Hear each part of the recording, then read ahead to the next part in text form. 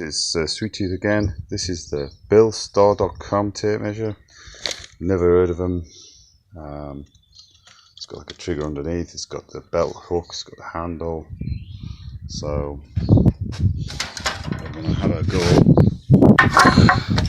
See how far this bad boy can go.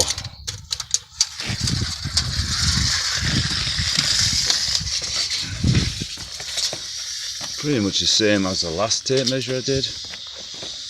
8 meters. Yep. Keep going. Alright, so it's the same. Doesn't feel as good a quality as the Spear and Jackson one.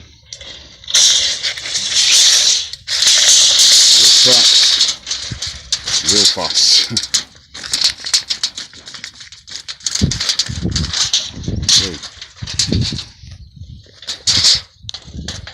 That's like